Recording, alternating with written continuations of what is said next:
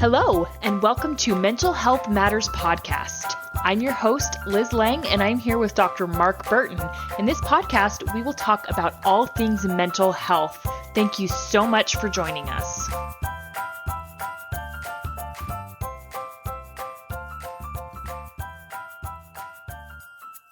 Hey guys, Liz Lang here with Dr. Mark Burton, and this week we're going to get into life transitions.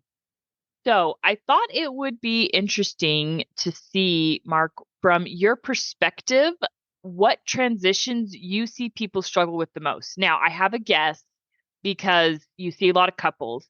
So my guess is going to be empty nesters, parents transitioning, either that or first-time parents, the two issues you see most. Empty nesters, maybe.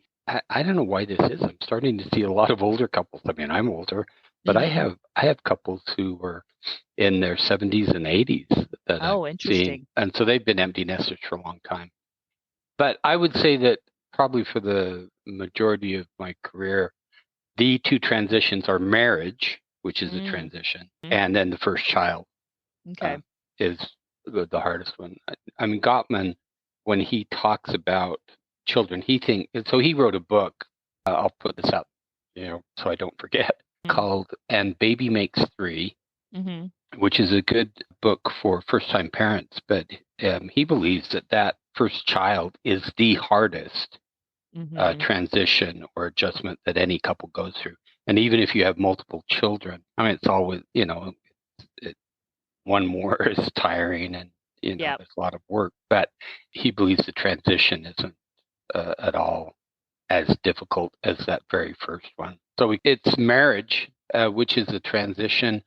We've talked about how you bring, I see it as two mini cultures. Yeah. That then you bring it together and you're trying to form this new little mini culture. And that's really difficult to do. And as I've said before, I think it takes 5 to 10 years to figure out how to be married to each other. And so that's a big transition. So those are the two. Okay, right. Our takeaway from this episode is probably going to be dialogue. Talk about it. That's well, because you send me an outline, which I appreciate, and that's what it said. And I said, "Yep, that's right." I think what we can do is go a little deeper about what should the dialogue be. Yes. But I think I've said before, like when the one that really throws me off, which is another transition, if you have two people who've been married before, they're both divorced, and then they come together and they're bringing together a blended family, so they each bring kids. Yep. I'll use the word shocked. I'm shocked that most couples don't talk about it. They don't talk about what are we going to do? What does this look like? How do we blend these two families? They think that they can get married and throw these kids together and everything works out. And it doesn't. No. I mean, it can, but that is a hard transition. Yeah. And I am shocked that people don't talk about it. The couples don't talk about it or plan. You're bringing 4 mini cultures together. That's 4 mini cultures. So I know they're in love. The adults are in love. But come on, talk about the kids because it is a huge transition how you do that. Right. Well, I mean, and it's complicated because in the case of a blended family, oftentimes each, when both couples are bringing kids, it's 4 mini cultures because you have to account for the exes on both sides. Yes, which is really tough. Yes. Sometimes, most of the time, it's really tough. Yes, that makes it really complicated. I mean, because, parenting is hard enough just to get 2 adults sometimes to agree on the correct way to parent a kid. Now you have to figure out how 4 adults to agree on, or at least 3 adults. Or more, because often if they have partners, I mean, you're talking about up to 8. Yeah. People who are 8 adults who are throwing their ideas into the pot about what you do with the kids. I've never seen 8 people agree on anything, except maybe that Carol Baskin killed her husband. That's about the only thing I've ever seen people agree on. I never. Do you think she really did? I don't know. I've never watched the series. That's just what I heard. No, my gosh, Liz, you need to watch the series because I gotta watch that. It's fascinating. It is Yeah. really fascinating. Anyway, I'll go along with that. Carol Baskin. I hope we don't get sued. Anyway, for saying that. So yeah, blended families, you can often have up to 8 adults who are trying to Yeah. agree, and that is a real problem. So, Yeah. which ones do you want to talk about in detail? Because I Well, think this is as I thought more about it, this is a great episode to talk about because people are going through transitions all the time. yeah. Yeah, they are. I mean, I feel a little bit like I'm back in the newborn phase with Oh, my yeah. with my son. I mean, thankfully I don't have the sleep deprivation because I'm not getting up in the middle of the night, but my son has got special needs and so he Hmm. requires regular feeding. And Yeah. it's either me or Curtis. We're the only ones that do it. And so, that's been this interesting transition for Yeah. us. And I feel like we've adapted pretty well. But I thought we could start with kind of the first major transition that happens in a person's life cycle, and that is leaving home for the first time. That doesn't Hmm. really apply to couples, but it's still a pretty big transition. And as I was thinking about it, each one of these transitions feels probably like the biggest transition you make until afterwards, until the transition's over. And then you're like, oh, okay, yeah, maybe that wasn't so bad. But leaving home for the first time, I think in I mean, I don't know what your experience was, but I feel like at least for my generation, it's a little bit easier because I feel like we've always had this supportive home base, if that makes sense. So, I was able Yeah. to rely very heavily on my parents when I left for college, and that was really comforting and that was extremely helpful for me in easing that transition of going to college and living on my own for the first time is because, I had my parents to help me out. Well, I think the transition, when I listen to you, I think you're talking about the person who actually leaves home, but I think one of the major difficulties is for the parents Mm, who have that's what I've seen mostly yeah. when their kids go away. And it's really tough to figure out how do you have the right balance because let's say they go off to college somewhere. I mean, even if it's local, like they're living on campus, so you lose control. Yeah. And for some parents, that's really tough. They have trouble letting the kid go out and make mistakes, which is going to happen. Mhm. Yeah. And so that's what I've seen is that they want to make sure the kid doesn't fail or fall on their face, whatever. But I Mhm. think that's part of the process It, often. And so, you have, as a parent mhm. with a child going off, you have to be willing to let them make mistakes so that they can't, as you mentioned, though, you provide a home base for them to return to. And so that transition, I think, happens over a number of years. But, I mean, for me, my transition, I left when I was 18 as an LDS missionary for Mhm. 2 years. And so that's a little bit different because it's pretty structured, It's but very you're still away structured. from Yeah. home. Then Yeah. when I came home, I got married 3 months later Mhm. and transitioned to marriage. This is something that a lot of listeners may not know. For young people going off to college, Mhm. the males tend to have a harder time, and there's more Interesting. depression typically in males who've gone off, say, to college. And so, just to be aware of that often females have an easier time. I mean, Hmm. again, we're making generalizations, but and it's going to be different for every child. But I Yeah. think that again, the dialogue that might happen. This is really tricky because of the Yeah. control thing, and often Uh-huh. parents at that age are providing substantial financial support, Yes. And that and makes it way more it complicated. it's really complicated because for some parents, they think, well, I'm paying for this, so I get to control. I get Mhm. to say you do this or you don't. Which, I mean, on some level, I think I understand that, but still, your goal is to raise a child who can be independent and you know a self-regulating adult. So you have to Yeah. let them go out and start making some of those choices. So that's, I think, again, dialogue about what are your expectations. So as Mhm. we talk about all these various transitions, it's going to be the dialogue is about expectation. I Yeah. think I more think than so too. anything that Yeah. you have to think about that. So with a child though going off, I think you have to assume they're going to make mistakes. And you have to And, let them. and Yep. maybe, I don't know, I was going to say hope they make mistakes. See, because if Yeah. those mistakes are smaller and you're there to kind of help, when they make those mistakes, that's what you really want. Because, Yeah. at some point, they'll graduate, they'll go off, they'll get in a relationship. And at that point, you really do lose control. Yeah. Right. Anyway, I Well, think it's mostly about expectations, talking about them, mhm. especially if you're providing some financial Setting the support. boundaries. Yeah, setting Boundaries. the boundaries, Yep. like I'm helping you out financially, so I expect Hmm. this, Yeah. right? I think that's an Yeah. important dialogue to have.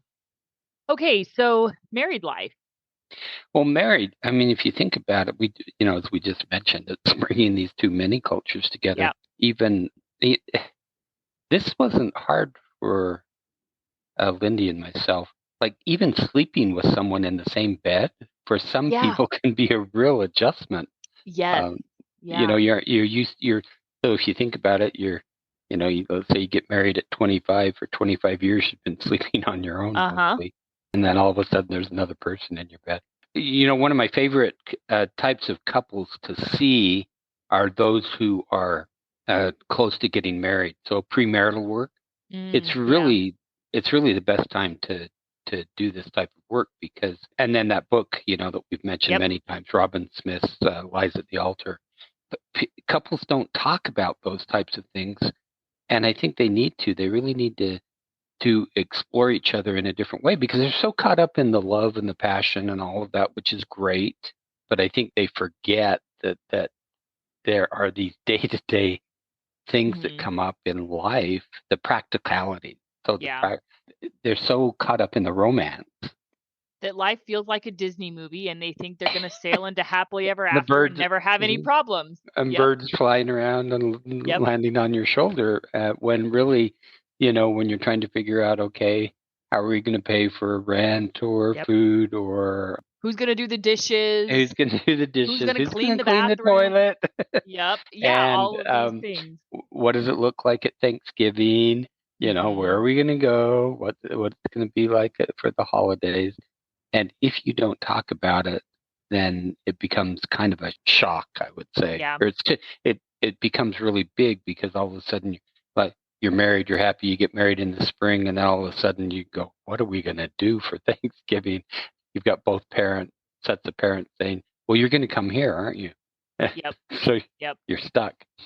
So it's all about dialogue. So I really think that the transition that Robin Smith's Lies at the Altar, those 271 questions, are really helpful for Yes. that. Yes. To They are. what they do is they guide the dialogue. And expect bumps. Yeah. You Oh can't yeah. talk about everything. And, I think it's really easy to catastrophize early on in a Hmm. marriage when it's like, oh my goodness, we weren't meant to be because of this major thing that we're having this issue are. It's like, well, no, this is a bump. And if you're really committed, you'll find a way to move past it. I think it really just I comes agree down with to that. commitment. Yeah, I've heard that. It throws them off because you're so in love and things are going along really well. Hmm. It's one of the reasons you get married. Yep. And every relationship is going to have those bumps. Yep. And so that's why I like the premarital work because you can help couples understand. I mean, even in like sexuality, sexuality works really well at the start for most couples. Hmm. Yeah. And you go along and then you hit these bumps. I mean, it could be just, the stress of job or family, you have kids. I think a lot of it's about education. That's Hmm. what I find. You're helping couples to understand. Yes, there will be bumps, and here's the likely bump. It does not mean that you shouldn't be married. It doesn't mean that you're not a good fit. This is life, and life is Yeah. about how you handle the bumps. Yeah. That's what marriage is about. I think Yeah. mostly. Yeah. I mean, it's not just smooth sailing. Mm-mm.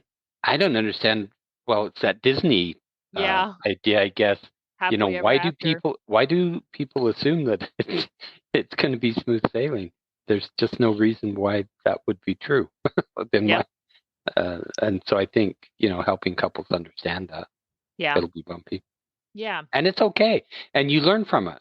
I really think Hmm. that depending on how you come through those bumpy stages, really makes you stronger as a couple. So I think in a lot of ways it's a good thing because it helps you grow.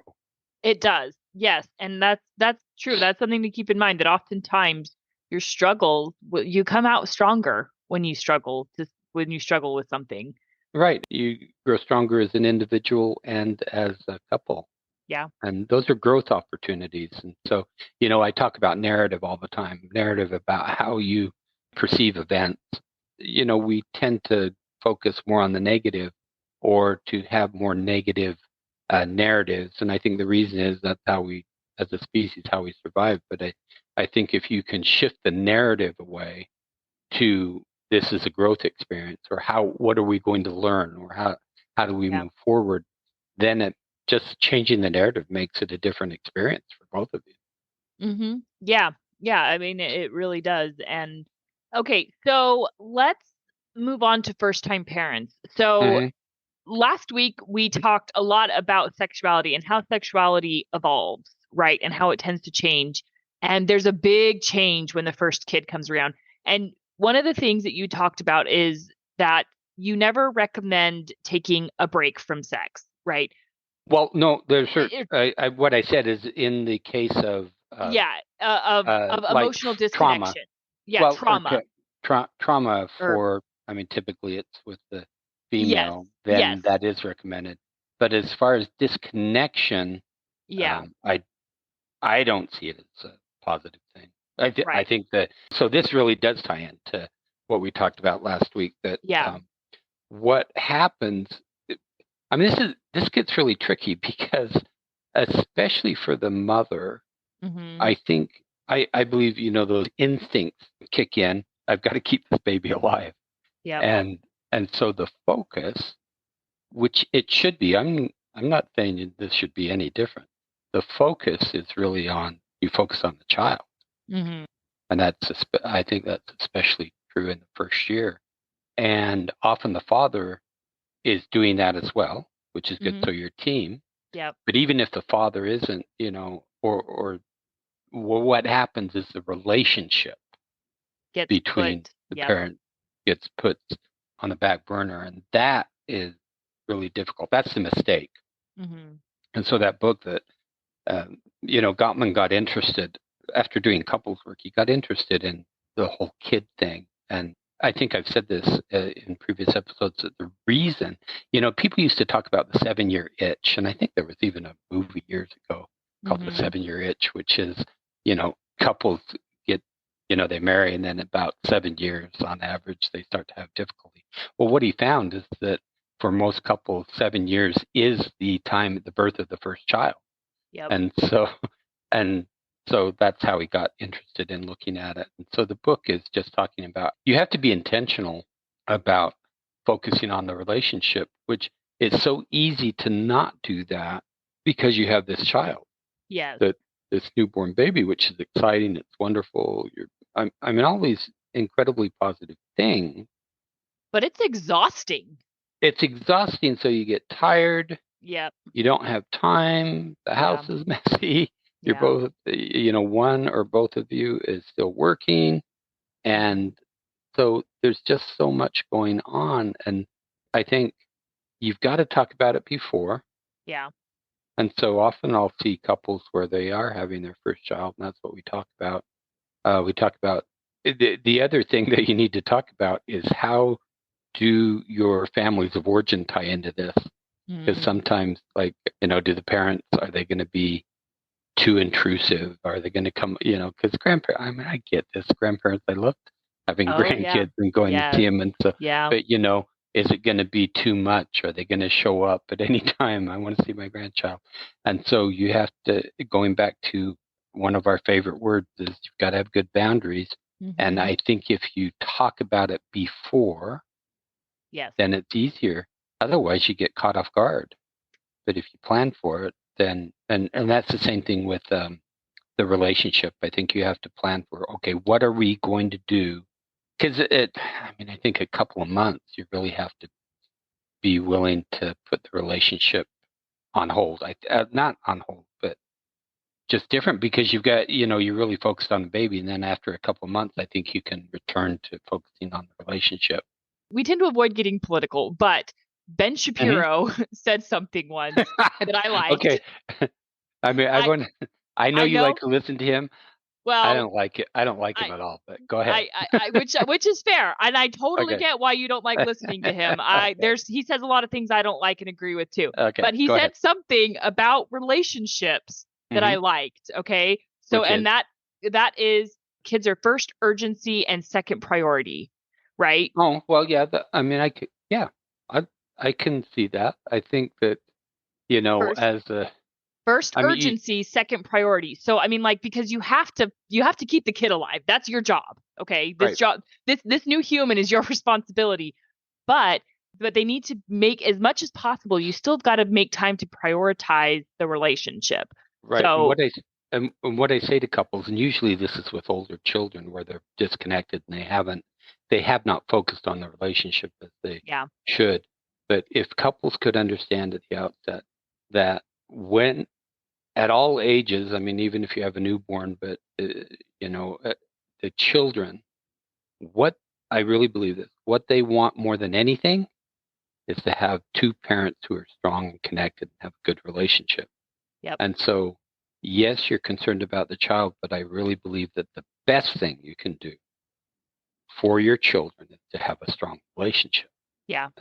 And so that should be a priority to really focus on that. You keep the kid, you do all the things together to keep the kid alive and safe, Yes, yeah, but you've really got to focus on that relationship, and that's what a lot of couples don't do.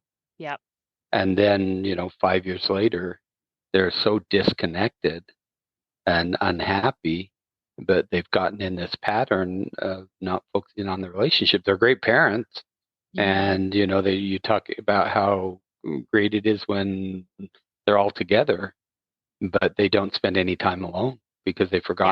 they've forgotten how to do that or what So you do. I have a theory as to where this starts, or at least something that I think is important for couples to talk about, and that is the fact that right after you have a baby, women cannot have sex or they cannot have sexual intercourse. That is important to talk about. I mean, because and that's true whether or not she has a vaginal delivery or cesarean delivery. She cannot have vaginal intercourse. And so couples need to talk about, what are our boundaries like in that instance? Do we just take a complete break for 6 weeks? Do we both get there together in other ways? That's an Well, important aspect it to talk about.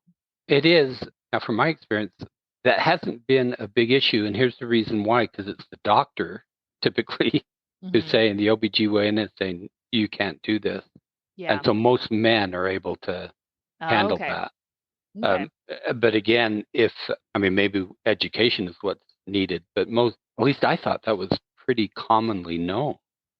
But maybe you're saying it's not. I That mean, is that I what don't you're think indicating? I don't think it's known until, or at least it's something that couples don't think about until afterwards, right? I Well, think no, it's I just, like that. I like that. I think you're yeah, right. they just That's don't think about it. But yeah, no, right. but I think it's just one of those things that they don't think about it, and then it's like, oh yeah, duh, like we can't do that because, well, she's just undergone this major physical trauma, and birth, no matter what way it happens, is a major physical trauma, and women need time to recover. But I mean, if couples don't talk about it and they just don't, like, I mean, if you just don't have sex or do anything intimate, physically intimate for 6 weeks, it might be kind of hard to get back into it. Another thing, too, that I think is important for couples to talk about is how self-conscious women often feel after having a baby, right? I Right. mean, because when you've got this Yeah. big glorious bump and it's beautiful because you've got that pregnancy glow and it's beautiful, and then everything is just flabby and Everything changes. Yeah. everything changes, and all of a Yeah. sudden you've just got this awkward bulge Hmm. on your Hmm. stomach. Women feel really unattractive right after Yeah. they have a baby. You're leaking everywhere from everything. And, it's just, and you've also got hormones galore. And that's so important to talk about.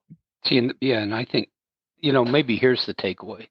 It's not just about dialogue, but it's dialogue before. Like Yes. I think so. You have 9 months. you know, Yes. you know you're Yeah. pregnant, Yeah. and that's why I tell couples. I say you've got plenty of time to plan, and most of the time they're I want to get the kids' bedroom or the nursery all set up, right? So they're planning for it. But you really need to have the dialogue about the relationship and sexuality. I agree. Yeah. Yeah. It's better to talk about it before. So that, Yeah. well, it goes back to what I said. It's all about expectations. hmm And What are the expectations? I think this can be especially tricky for religious couples who have strong beliefs around sexuality, right? And that, Yeah. Yeah. I think that's especially important to talk about just in terms of, masturbating together. Right. Is Right. that something that, we're okay with, we're comfortable with? What are our beliefs? Like, you know, I think Yeah. that's also something to talk about and discuss as well. Yeah, I agree. I agree. But it's all about, I think it's better done before. I mean, if you haven't done it before, then it's better to talk about it. Yeah. But I Yeah. just think if before you go into the birth, because once you have the baby, there's so much going on. So happy about having this baby, and you forget about the things that you really need to talk about until it's hmm often too late.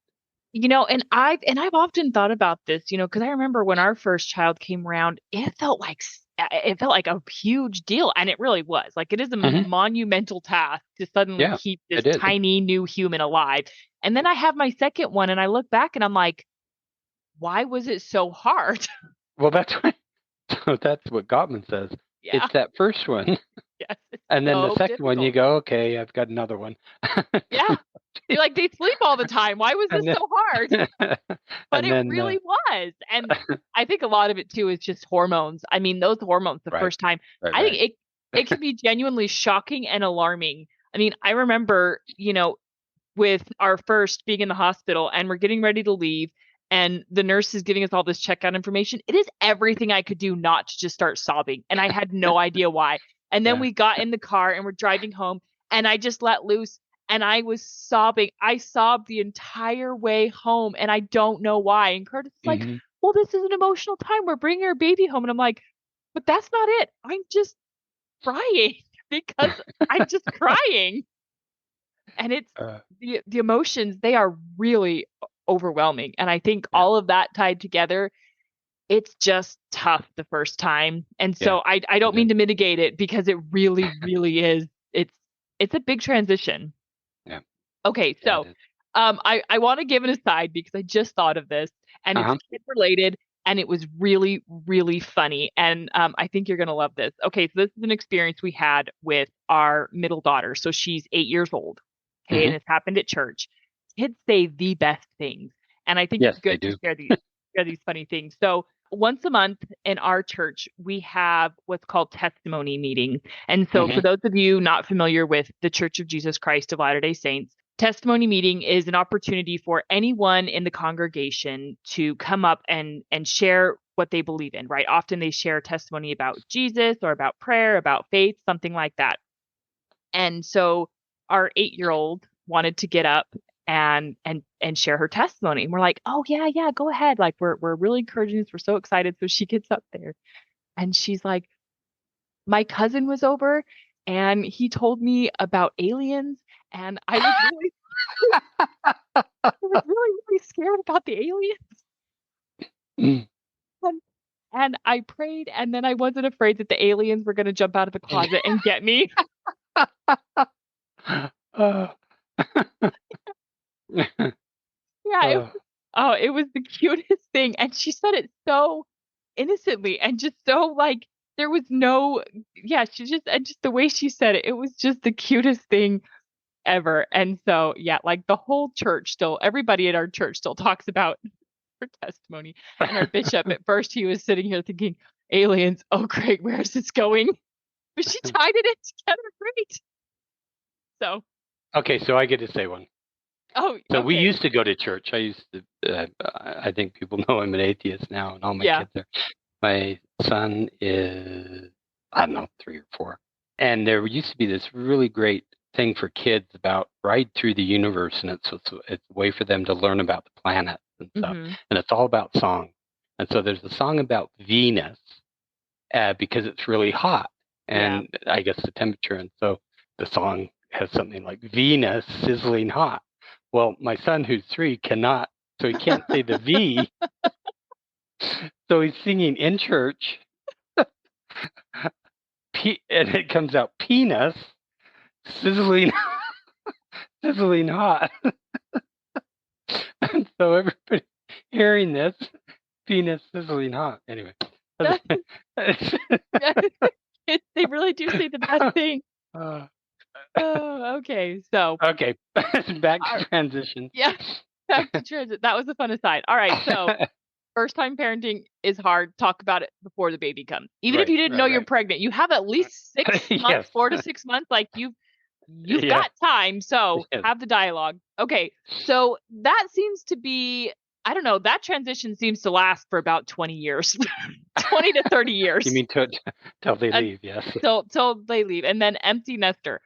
So this one, I think why this can be so hard is because couples for so long, they put so much emphasis on the kids, and all of a sudden all the kids are gone. They don't know how to be married anymore. Like they don't know how to be just a couple. Right. And so that ties into what we're talking about, the transition to having the first kid. So if you really are focusing on the relationship throughout that, let's say that 20 years, 18 or 20 years to when, your children leave, then it's not a hard transition. And actually most couples at that age look forward to it. But that's because they have focused on the relationship.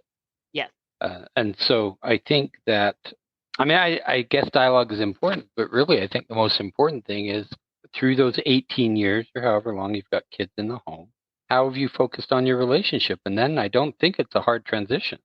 Mm-hmm. I think a lot of people think of it as, wow, isn't this great? Yeah, exactly. So, it can be difficult, or if maybe it comes around and you realize, oh, what are we going to do when we don't have to worry about kids anymore? Again, it's about the dialogue. So, Well, and it's about the disconnect. And so the times that I've seen it be difficult is if there's been a long-term disconnection, emotional disconnection between the parent, then it is tough. It's really tough because all of a sudden you're wanting this connection. Your connection was with the child mostly, and then the child's gone. What do you do? So I agree, but I think it's mostly that transition is mostly about working on your emotional connection throughout when you have kids there. Well, all the time. You should be working on that all the time. Yeah. But it's not too late. If you found yourself emotionally disconnected, start now. Right. Got older kids. Right. But if you do wait, 10 years. It's harder. Yep. It becomes really, really tough to get back because what you're doing, either one or both of you is required to be more vulnerable. Mm-hmm. And if you haven't been vulnerable for an extended period of time, that's scary. And it's hard to suddenly say, okay, now I'm going to be vulnerable. Yep. Okay, so the final transition, at least that we have time to talk about, because I know that there's some other transitions that we probably won't be able to get to. I think retirement. Yeah. So, because I think that can be another transition that couples struggle with, even if they have a good emotional connection, because especially if, oftentimes if both couples, they've been working out of the home and they've had separate careers for so long, all of a sudden they're stuck together all day. Right. What do you do? So retirement can be difficult. Often it's like if go right from a job to nothing. Yeah. Health-wise, mental health-wise and physically, that's hard on people. Usually men are the ones who struggle with that. Like if you go from that to nothing, you lose your identity because, that's true for a lot of women nowadays too. So you have this identity of, in my case, I'm a psychologist or I'm this or I'm that. And then all of a sudden you're not. That can be really hard, the loss of identity. And so it's important to figure out what interests or what activities are you going to do, and I'll say individually and as a couple. Because if all of a sudden you think we're going to spend, 7 days a week, 24 hours a day, that I don't know that that's going to work for anybody. Yeah. I've never seen that. And so often it's, if you're in a traditional home where the man's been out working, wife hasn't, then all of a sudden the male comes back in the home and the wife just does not like it at all because it's too much. And so I think if you're going to retire, you need to have different interests. There's volunteer work. There's, often it could be grandchildren. It could be anything. Yeah. And so again, it goes to the dialogue. What is this going to look like? And so I do see couples who, are anticipating retirement, and they talk about what are we going to do? But the research really supports this, that we're living longer. Mm-hmm. And I'm not suggesting that you have to stay in the workforce longer. People who do, like, I'll take my experience. So, at our age, a lot of people do retire, and Linda and I don't have any plans to totally retire, but we only work Tuesday, Wednesday, Thursday. Now we Yeah. work for ourselves, so we can. But I think if you stay active, and I'm not saying 5 days a week active, 8 hours a day, but if you can stay active in something, often it turns out to be volunteer work. Yep. For some people, it can be an interest in golf or tennis, which is okay. But what you want is something that has meaning. Yeah. So you don't want to all of a sudden live your life and you don't have meaning. So grandchildren can be that. Mm-hmm. Volunteer work can be that. Traveling is great, but again, it's a great activity. Couples like that. It doesn't have that same meaning, that Yeah. you're contributing, say, to the world or your local community. So you do need to talk about it. And some people have a hard time thinking about what am I going to do, and they get stuck. Yeah. And so what I try and help see is you've got to try things. Mm-hmm. So yes, you were in this career for 30, 40 years. And maybe this thing works, maybe it doesn't. You've got to try things, and for whatever reason, that's hard for a lot of couples to think, well, will this work? Will that work? And talking about it is helpful. Mm-hmm. But again, staying active. Like if Yeah. you don't have a plan on how to stay active, both physically and mentally, Yeah. Yeah. that makes it harder because you tend to get bored, Mm-hmm. and then I think we lose our ability to be. I was going to say rational, but just in the relationship. I think if we're Yeah. bored, we're irritated more. Mm-hmm. And I'll go back to what I said. I think you can have individual activities. I think that's important. Mm-hmm. You have individual interests and couple interests. So Yeah. you can't be one or the other. You can't be all couple, Yep. no individual, and I don't think you can't be all individual and no couple. There's a mix in Mm-hmm. there that I think is really important. And again, talking about it, what are our expectations? Yeah. I mean, it's not, So, I mean, I can tell you human beings were not meant to just, retire and then sit on the couch in front of the TV all day. That's no, not, because I mean, we know that emotionally and physically, that is really bad for us yeah. to do that. Not that you can't, We right? know I that. mean, shoot, Well, you're you can, retired. but If you want to spend an entire day sitting on your butt watching TV for an entire day after you retire, I think you've earned it. right. But But if you do that every day, you got to, we know that depression is more likely yes. and physical health issues are more likely. Yeah. So, I mean, explore things, get involved, pick up a new Hmm. hobby, right? And I think It what, can be hobbies. That's good. Yeah. yeah, So it doesn't have to necessarily be I'm going to go to volunteer work. yeah, It can be. There's this wide range of what you can do to stay interested. yeah. Uh, Yeah. Try to make it social. I think if it's a social, Social is you know, important.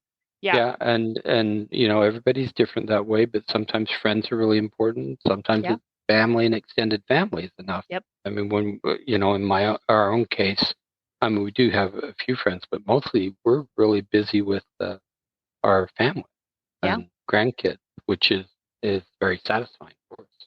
yeah, yeah. I mean, you guys are at retirement age and you're, I guess, Right. semi-retired-ish, maybe, kind of. So, Well, I mean, you could.